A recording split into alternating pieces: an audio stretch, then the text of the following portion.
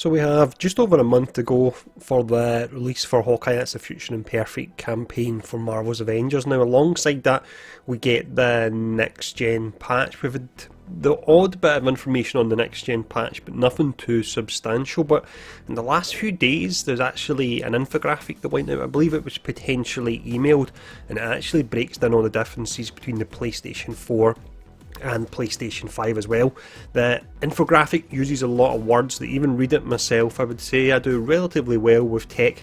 I didn't know what half of the things it actually talked about were. So what I'm going to do in this video is I'll bring up the infographic and I'll quickly run through it all, and I've got quite a lot of links I'll put in the description below where you can find more full descriptions of the various changes that there will be. But let's check this out. As mentioned then, this does relate to the PlayStation 4 and PlayStation 5, but the changes when it comes to the Xbox and the next gen version of the Xbox, I can never remember the names, will be roughly the same what you will be getting here.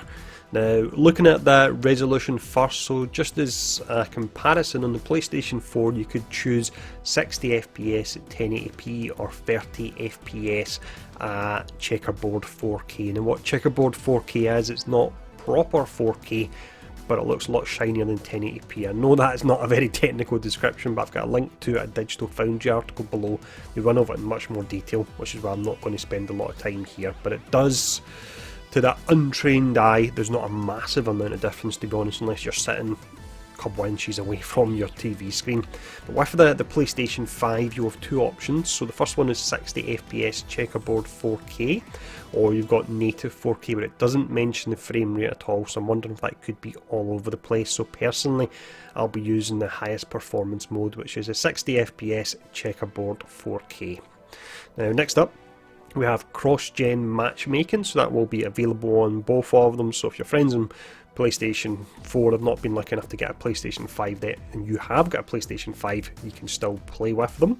You've got cross-gen save file import. I've seen a lot of people that actually believed when the next gen version of the game came out they would have to start all over again. That's not the case at all. Your save will move over there.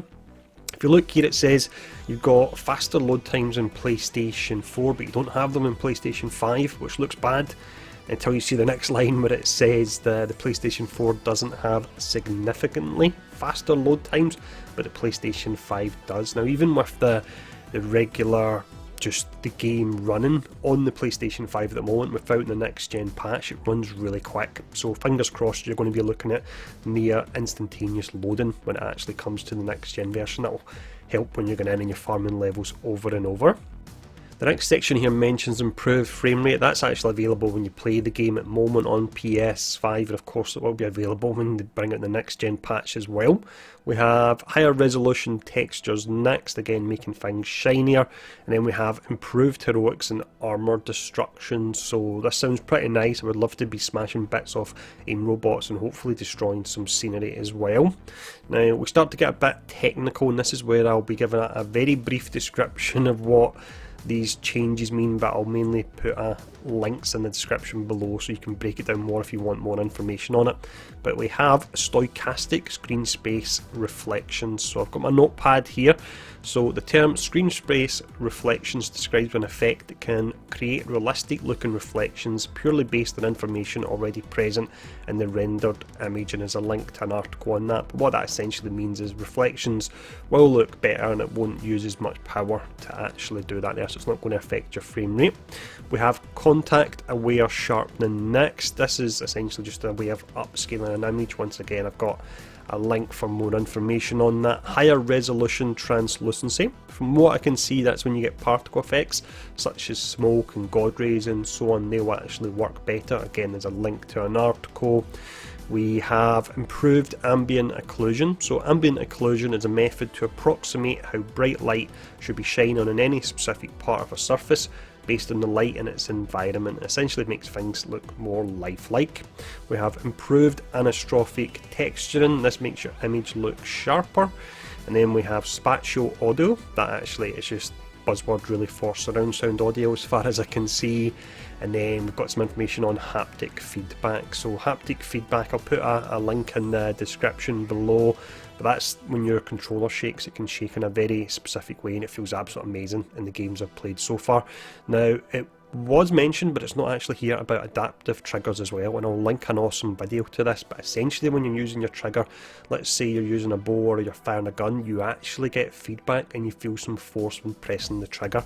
It's absolutely amazing. If you've not tried it on PS5 yet, it's incredible. It does make it slightly harder to aim, but from a perspective of immersing you in the game, it's incredible to actually, let's say I was playing Hitman 3 recently and you're firing the gun and you actually get recoil from your finger, because when you're pressing the button there is resistance. So that's pretty awesome. Hopefully there'll be an option to turn it off if you maybe want to be a bit more accurate with your aiming, but from an immersion point of view it is really great.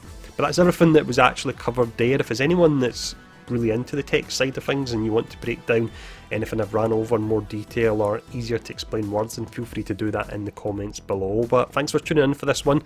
Stay safe and I'll see you all again soon.